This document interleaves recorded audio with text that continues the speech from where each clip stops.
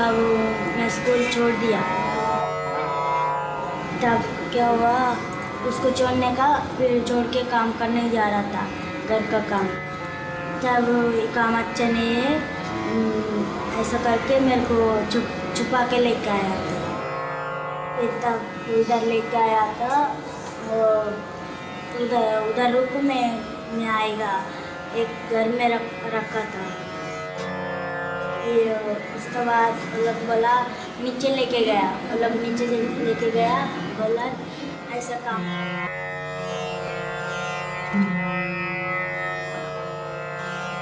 बीड़ी बनाने कारखाने में गई थी, तो मेरे पापा ने रात का कितने बजे टहलने में, तो मेरे पापा मेरा खुद के ऊपर रेप किया है।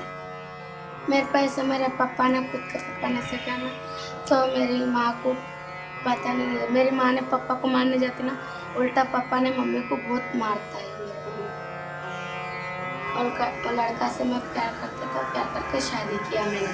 दिल्ली में रहता है मेरा ससुराल। उसके बाद मैं घर पे था, फिर दिल्ली में भी आया, मेरा पति का तो सबको पता था। ट्रेन में बिठा के मुंबई में लाया, मुंबई में ला के कमाटीपुरा चौधागढ़ में ला के 10,000 में बेच दिया है मुझे।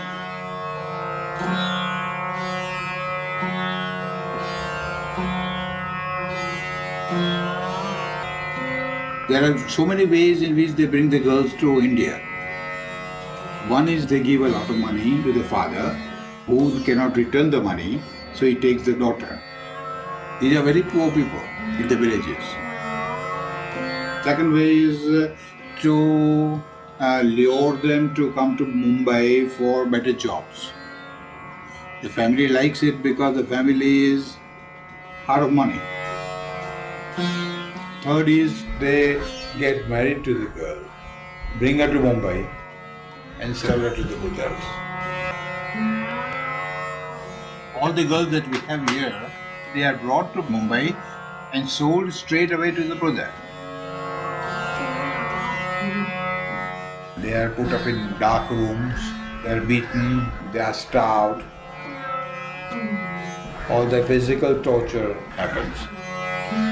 At the same time, there is a lot of mental torture. The girls are made to believe that they don't have any recourse to anything in life.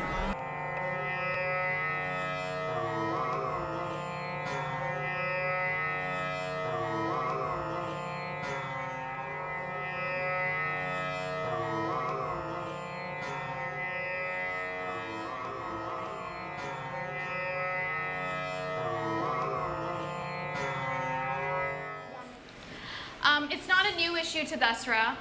We've been looking at anti-sex trafficking and working very closely with an organization called Prerna for a number of years.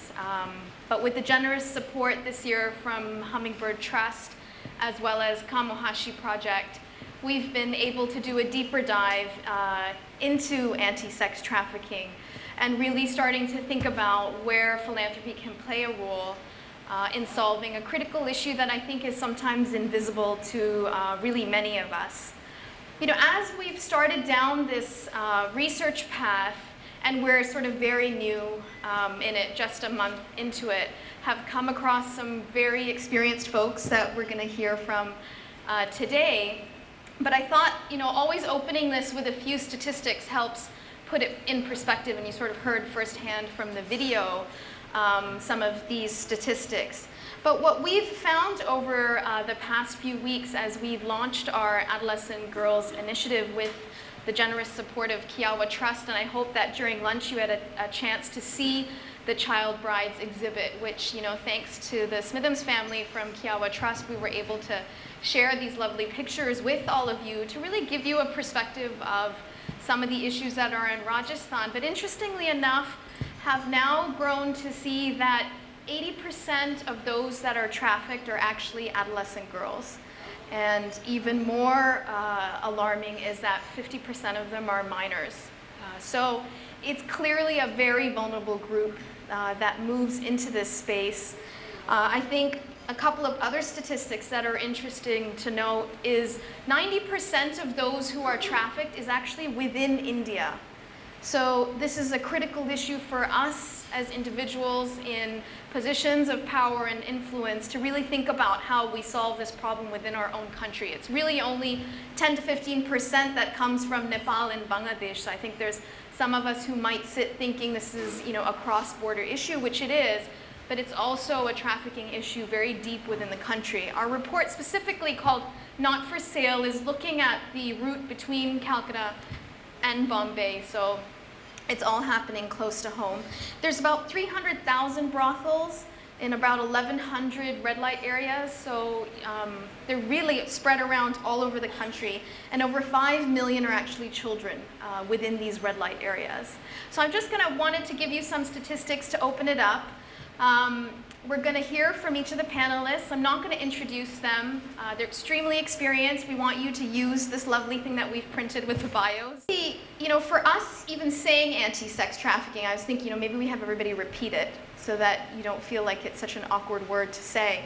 But there's a lot of complexity around it, forget even trying to say it. And so I thought, let's just open with getting an understanding from the panel. Why is this such a complex problem, and what is it around this issue that's daunting for the layperson? You're obviously very experienced in it, and what sort of draws each of you to want to engage within it? Why don't you give a sense? Laura was actually a great philanthropist for us who helped us open the Indian Philanthropy Forum about 4 years ago, and was open enough to share, how their family approaches philanthropy. And it's really exciting to have her back from Singapore 4 years later to talk about now how her roles move to being critically engaged in the sector. So why don't you kind of open, and then we'll have both Dr. P.M. Nair and Sanjay sort of add in. Great. Well, thank you for having me. And I guess that's a word to the wise for those of you who are here as philanthropists today. It's a slippery slope.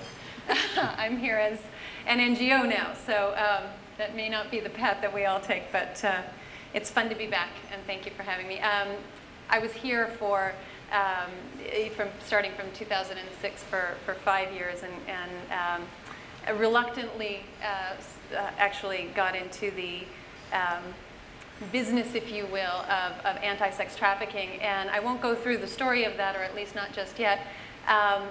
But what's challenging, as you said, is and I think what makes people back away from this space quite often is the complexity of it. It's like an onion in a lot of ways, right? You start to peel the onion, you start to cry. You see what you've seen up on the screen this morning. You see the details. You meet the children. And you start to think about the problem. And there are so many sides of the problem. There's so many pieces of it that are hard, that are complicated. It's rooted in poverty. It's rooted in gender inequity. There is role for individual. There's role, the role of each individual and what they, how they play in the space. What you start to realize is that it is very, very. There are many layers to it. And that there are so many different initiatives. People will talk about prevention and what needs to be done around prevention. There's work around rescues and work within the criminal justice system, and then there's work around after. I think what you start to realize is that in order to make sense of this very daunting problem, you need to start looking at the whole. And I come with a background in strategic management consulting, much like Arpun. And so, looking at the problem as a whole is helpful. And I think as a consultant, you're just trained to start to break down, look at drivers, look at how people are operating within a system, what is driving their behaviors, and what is it that would actually have impact on those behaviors. So you really start at the very beginning, in an impoverished village with a child and a parent, and the decision to sell your daughter. And you look all the way to the end, which can be in many different places. It could be in a brothel, it could be in a prison, it could be a happily ever after, which is so very rare. Who are all of the, so you look at the beginning and all the way to the end, you start mapping it out, and you start driving down, well, who are all the players? What are the decisions that they're making? Why are they making those decisions? And what's interesting about this problem is as complex as it is, any way you look at it, you always keep coming back to the issue of money. This is the most incredibly profitable business in the world. How many of you out there are business people? How would you like to have a net profit of 70% on your business? Right? I mean, it's insanely, there are no costs of goods sold. I mean, so if you start to look at that business, say, if I look at, this is the business of selling your children into ownership, and that so there's profit for a very significant profit, and that profit then gets extended to the owner, who then makes profit 20 times a day by having that child abused. So what is it that we can do to impact the profitability of that business? And so you can, what is profit, right? It's revenues and it's costs. So you can try and impact the revenue side. Well, what is it that, so it's price, right? Hard to impact the price. And in any case, we're actually more concerned about the amount of transactions in this case. So let's look at the issue of demand. How many times, and the issue of demand is very, very complex. It's a very important piece of this puzzle to look at. Sweden does a very good job of looking at the demand, end user demand, Johns and whatnot. It's very expensive and very difficult to impact demand. Let's look at the costs. Interesting, right? If you look, what is cost? It's going to be your supply and your cost of goods sold. Well, supply is an interesting thing to look at, because you say, okay, well, this is where we start talking about prevention, and how do you prevent the supply of girls into this business? It's an interesting question. Gender development, looking at the girl child and doing gender empowerment, poverty alleviation, business, these kinds of things. The problem with going down that side of the business is this: even if we can prevent families from selling their children, this business exists because there's demand, and children will be taken. Children are kidnapped all around the world for this business. So it's a hard thing to impact. But if you look at the cost, that's where we feel like there's real opportunity to have impact. What do you do to drive up the cost of this business? Currently, there's no cost, right? Take a child I'm sorry, I'm using very, very crass business terminology to talk about something tremendously sensitive, because it's how I can get my head around it. So forgive the analogy, but how do you drive up the cost of this business truly? You drive up the cost of the business by driving up the risk of this business. What is the kind of cost that would change a person's behavior? Well, you could look at it, the analogy of Singapore as an example. People don't usually traffic in drugs in Singapore. Why not? Because the cost is extraordinarily high. You're put to death. They tell you when you get off the plane that you're going to be, there's capital punishment for drug trafficking.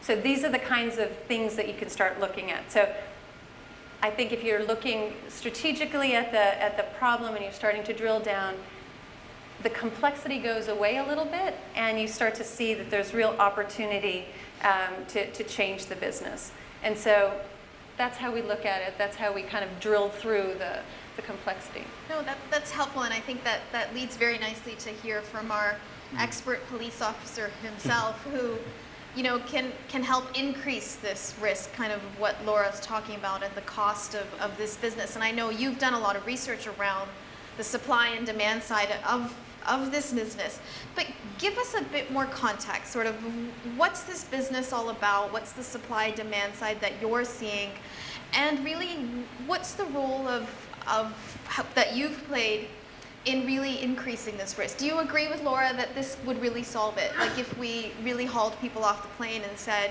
you're a trafficker, now you're in jail, are those some of the really key trigger points that are going to solve this issue? Help us kind of understand that. Namaste, good afternoon. Are you here? Are you with me? Good. I know it's a very, very difficult topic. I'm thankful to all of you for having invited me and given an opportunity. Probably I must be the only cop in the midst of such esteemed business persons, and an NGO too.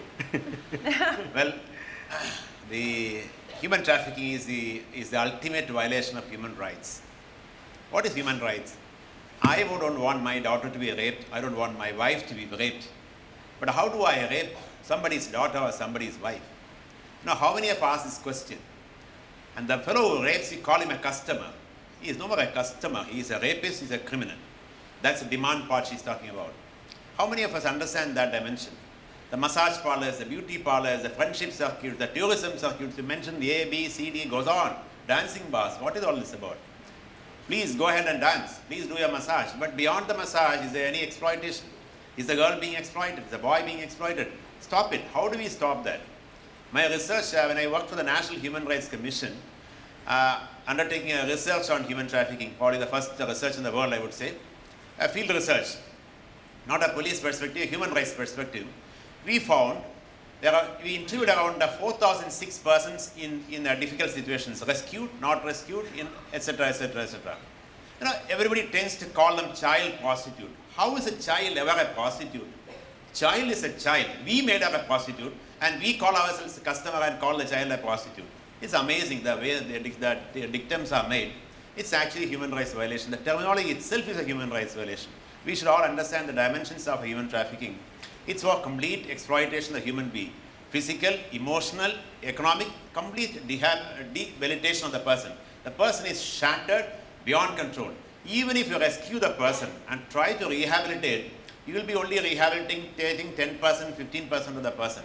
A person is completely demolished, especially when a child. She mentioned about the dimensions of trafficking. When I did my research, I found 82% of the persons in the brothels and massage parlors whom we interviewed were abused, sexually violated at the age of 16 to 18, or even less. So that means 82% of the population getting sexually assaulted in homes, in their own homes. The tutor, the master, the somebody. How can you allow that? We have to rise. We may not know. You may be a big business magnate. What has happened to your child, you don't know. Who is looking after the child? You can't leave it to your driver or the peon or somebody else and somebody. Beware. We need to understand the dimensions which are happening indoors. That's one part. Second part is the dimensions of human trafficking being so huge. It's the second largest money earning profit in the business in the world. Earlier it was arms trafficking, drug trafficking and human trafficking. Now drug trafficking has gone behind, arms trafficking has gone behind, human trafficking has come up as the most business in the world. She spoke about the huge profits. I have arrested a fellow by name Bhaktaram Pandey in jail. Nobody arrested for 10 years. He was doing a lot of trafficking from Nepal to India for 10 years. Finally, he was arrested by a smart police officer, young lady police officer. She arrested him. He is now investigated, convicted. 10 years he is in jail today. When I interviewed him as a researcher for the National Human Rights Commission, he says, Nair Saab, maine galti kya kiya? 500 bachchiyon ko aaya har saal. For the other persons, he said, what wrong did I do? I was trying to get 500 girls every year for some employment to Delhi, that's all. So 10 years I have been doing this. According to him, 5,000 girls have been trafficked by him.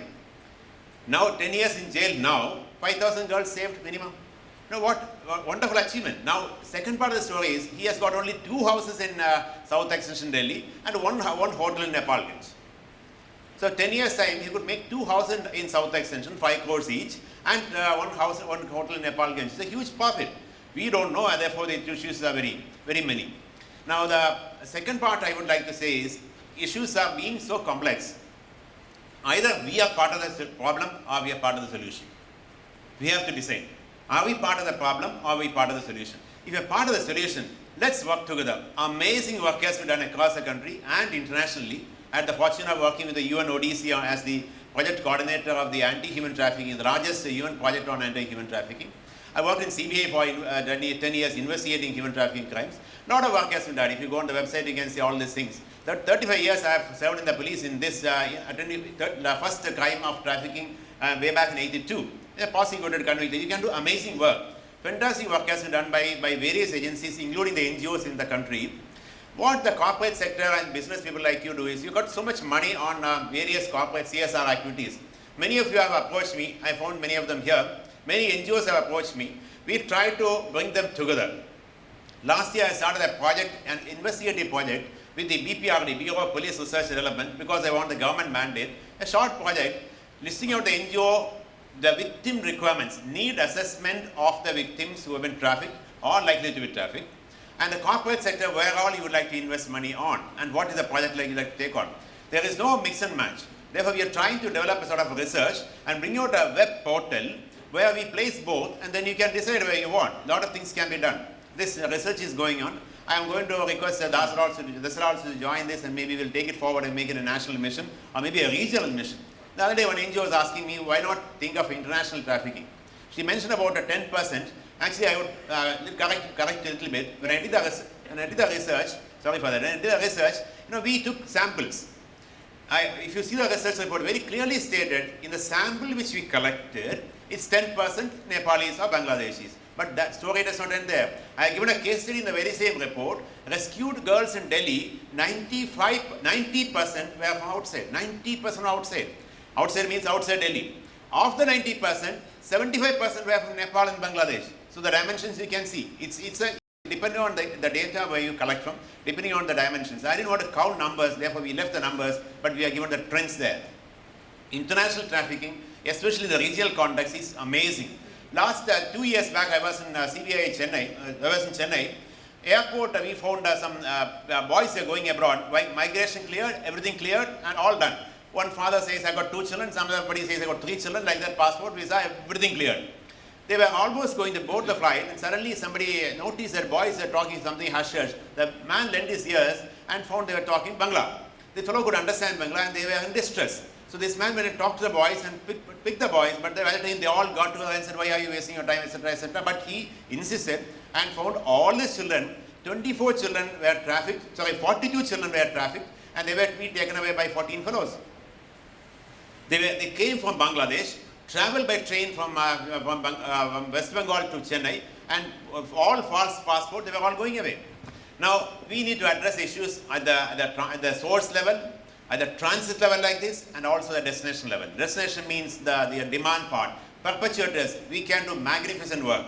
In prosecution we can do, in prevention we can do. Small example in prosecution. When the victim comes to the court, the victim doesn't want to come and appear before the advocates. So we have a video conferencing facility. In Mumbai court here, we provided video conferencing facility, and the girl was in yellow. She spoke well, and the person was convicted. A lot of things can be done. Victim counseling, mock trial, etc., etc. Some of the areas where we can do on prosecution work. Tremendous work.